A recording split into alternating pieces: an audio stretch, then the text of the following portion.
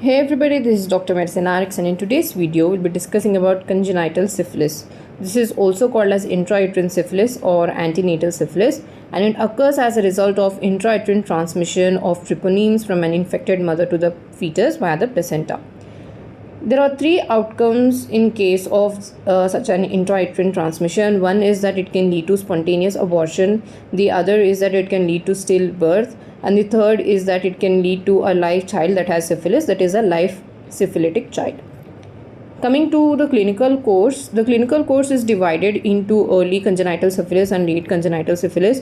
In early congenital syphilis, the features they appear within the first 2 years of life, and they are as a result of direct interference of the Treponema pallidum in organogenesis.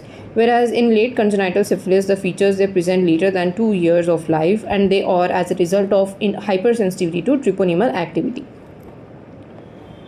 Coming to pathophysiology, congenital syphilis differs from syphilis in adults in that the treponemes are released straight into the bloodstream of the fetus via the placenta, and this leads to spirochetemia, where there is spread of spirochetes to multiple organs, and this leads to widespread inflammation. Coming to clinical features of early congenital syphilis, so in about 2/3 of cases, these clinical features they begin to appear within 3 to 8 weeks of life, and in almost all cases they appear by 3 months. So the characteristic appearance of the infant in early congenital syphilis is known as marasmic syphilis, because the infant is wizened, pot-bellied, is hoarse, and looks like an old man with withered brown skin and fissured nose. Coming to the cutaneous manifestations, so the skin lesions that develop soon after the birth, they are frequently vesicular or bullous, and these are the earliest and most specific clinical features, and they are known as syphilitic pemphigus. And there can also be maculopapular rash, especially involving the palms and soles, but they can also have a generalized symmetrical distribution affecting the face, around the mouth, the napkin area, back, and extremities as well. And the lesions at the lips, angles of mouth, nasolabial folds, and around the anus are similar to the moist lesions in secondary syphilis, and they can become deeply fissured, and they can also produce permanent scarring in later life, known as raglets, which is also a feature of late congenital syphilis. Then we can also see condyloma lata, infiltrated scaly plaques, and papillosquamous lesions in the infants. And the syphilitic paronychia can occur that particularly affects the 4th and 5th digits, leading to narrow atrophic nails known as the claw-nail deformity. And there is also infantile alopecia, especially anterior alopecia. The hairs are brittle and sparse, and it can also affect the eyebrows. And if eyebrows are involved in an infant, then it is almost considered as a sign of syphilis. So the characteristic triad that we see in early congenital syphilis is the rash on palms and soles, snuffles, and hepatosplenomegaly.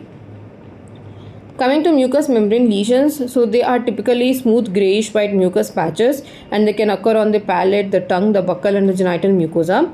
And syphilitic rhinitis is the one of the characteristic feature that is also the feature of the triad. So this rhinitis it produces a nasal discharge which is known as snuffles, and this discharge it is initially watery, and later it becomes thick, purulent, and bloody, and this discharge is highly infectious. There is also saddle nose deformity due to ulceration and perforation of the nasal septum, and pharyngitis and laryngitis can also occur, and they produce a hoarse cry and cough. Coming to lymph nodal involvement, there is generalized lymphadenopathy, but involvement of the epitrochlear nodes is almost pathognomonic, and these lymph nodes they are firm and non-tender. Coming to bony lesions, osteochondritis of the long bones with characteristic sawtooth metaphysis is seen on the X-ray after the first month of life. And the common sites involved are those of the distal ends of radius and ulna, the upper end of the tibia, femur, humerus, and fibula. They can present with pain, swelling, and tenderness, as a result of which the affected limb is immobilized by the infant, and this is something called as pseudoparalysis of Barrett. And there is also periostitis in later half of the first year, and it can involve the scapula, the tibia, as well as cause dactylitis. There is a sign known as Wimberger's sign, where there is loss of density on the medial side of the upper end of the tibia, and this is something characteristic of the pseudoparalysis of Barrett.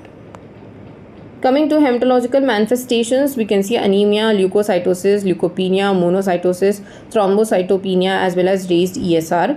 Coming to GI manifestations, we can see hepatosplenomegaly, and there is also elevated serum transaminase levels and jaundice. This hepatosplenomegaly is because of a subacute inflammation and compensatory extramedullary hematopoiesis. Therefore, it is also an important part of the triad of early congenital syphilis. Ocular manifestations are seen in the form of choroidoretinitis, glaucoma, and uveitis. CNS manifestations, they can be either asymptomatic or it can lead to acute syphilitic leptomeningitis, in which case we can see convulsions, bulging fontanelles, stiffness of the neck, and hydrocephalus. Then renal manifestations, nephrotic syndrome with edema, ascites, hypoproteinemia, and proteinuria can also occur.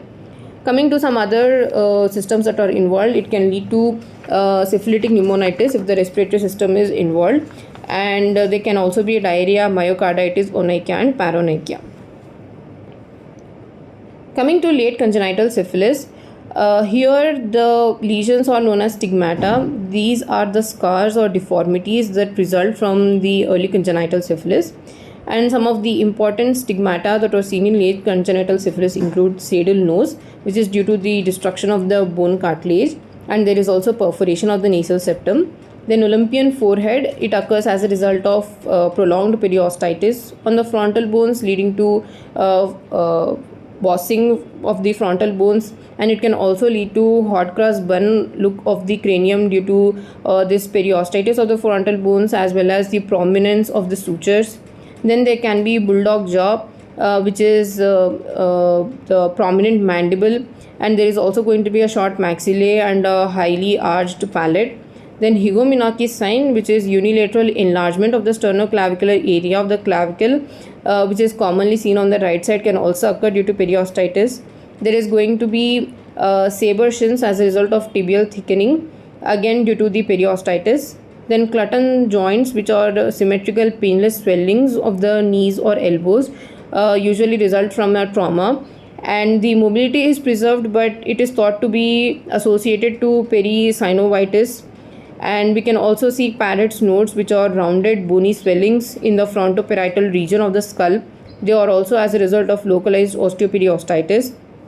Then Hutchinson's teeth, these are seen at 6 years of age or even later. In this, the permanent upper central incisors are affected, and they are widely spaced, and they have a notch on the biting edge, and it is due to defective enamel formation. Then Mulberry or Moon's molars, these are the first lower molars that are dome shaped, and they have many cusps on the biting surface, and these cusps, they are poorly developed, and they are more in number because of the poor development of the enamel, and they are also predisposed to carie formation. There can also be neural deafness due to the involvement of the cochlear part of the eighth nerve, and this can be followed by tinnitus and vertigo. Then interstitial keratitis is most common manifestation, and it involves both the eyes, and it can present with photophobia, pain, excess watering of eyes, and even blurred vision. There can be a salmon patch appearance of the cornea. This is because of the brush-like vessels that develop and penetrate from the sclera into the deeper layers of the cornea, and these can also cause photophobia, pain, excess watering of the eyes, and blurred vision. Optic atrophy can also occur due to early retinal damage or even hydrocephaly. And the raggeds or the Parrott's radial scars, as we have already discussed, are some of the fissures that are seen at the angles of the mouth in early congenital syphilis that heal as linear scars. And there is also visceral involvement here. It can be rare, but if involved, liver is commonly involved, and cardiovascular involvement can also occur, but can be rare. So the important triad in late congenital syphilis is the Hutchinson's triad, where we see Hutchinson's teeth, interstitial keratitis, and deafness due to the involvement of the eighth nerve. Then CDC has given a criteria for congenital syphilis. It is a case of confirmed congenital syphilis if there is a laboratory demonstration of the Treponema pallidum. It is a case of presumptive congenital syphilis if the child is born to a mother with untreated or inadequately treated syphilis, or any child that has positive serology. Plus there are clinical findings that are compatible with syphilis, and the VDRL in CSF is positive, or the CSF shows changes where there is more than 5 cells or more than 50 milligrams per deciliter of proteins with no other cause, or that there is a reactive immunoglobulin test. A syphilitic stillborn is a fetal death of over 20 weeks or 500 grams weight to a mother with untreated or inadequately treated syphilis. This also is given by the CDC criteria.